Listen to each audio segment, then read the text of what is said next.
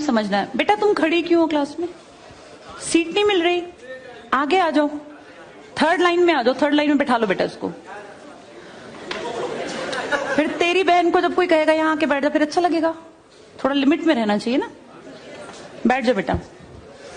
चलो अपने देखो, अपने व्यवहार को ऐसा रखो जैसा तुम दूसरे के साथ करो, तुम्हारी बहन के साथ वही होगा। यहाँ नहीं, जहां वो कॉलेज में जाएगी वहां होगा, बस में होगा, ऑटो में होगा। समाज सबसे मिलके बनता है। तुम घटिया हो ना किसी के लिए, तो तुम्हारी बहन के लिए 100% कोई ना कोई घटिया। भगवान जो है कर्मा रिटर्न्स बैक है, ये सीधी थ्योरी है ये। और ये मैं अपने लिए भी मानती हूँ, मैं अपनी बेटी के लिए भी मानती हूँ। मैं जैसा कर रही हूँ ऐसा ही मेरे साथ होगा, या मेरे घर वालों के साथ। तुम जैसा कर रहे हो ऐसा तुम्हारे भाई बहनों के साथ होगा ही होगा। हम किसी भी बेटी के साथ गलत करेंगे ना, तो अपने आप को इसके लिए तैयार रखना कि मेरी बहन भी पढ़ने निकलेगी। आज छोटी है तो कल निकलेगी। चाचा की बेटी, मामा की बेटी, ऐसा नहीं कोई घर में रिश्ते ही ना हो, माँ भी तो होगी। जैसा तुम कर रहे हो ऐसा तुम्हारी माँ के साथ जरूर घटित हुआ होगा। अब तुम कर रहे हो। बड़े अच्छे कई एड्स हैं, उसमें एक जवान लड़का ना सीटी बजा रहा होता है, तो उसकी माँ, देखा तुम लोगों ने वो, उसकी माँ कहती है बेटा मत कर। तुम्हारी उम्र का था वो लड़का, उसकी माँ लगा लो मेरी एज की मुझसे 2-4 साल बड़ी होगी, क्योंकि जो बच्चे 20 के हैं उनके माँ 40-45, उनकी माँ 45 साल तक की होती है।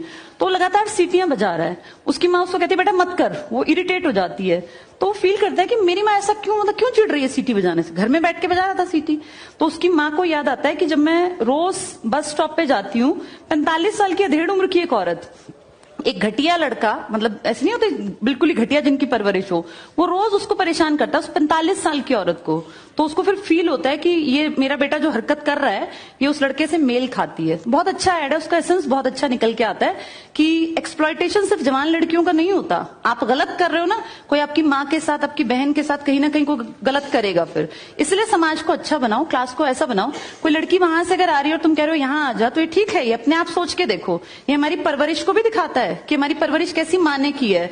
अपनी बेटियों को जितने हम संस्कार देते हैं ना, उससे ज्यादा बेटों को देने चाहिए, क्योंकि गलत करने वाले लड़के ही तो है ना, किसी के प्रति गलत कमेंट करने वाले। ये ठीक नहीं होता। इतने काबिल बनो कि कोई तुम्हारे साथ बैठना चाहे। तुम्हें ये कहना पड़ रहा है कि यहाँ के बैठ जाओ, तुम कोई वो छिछोरे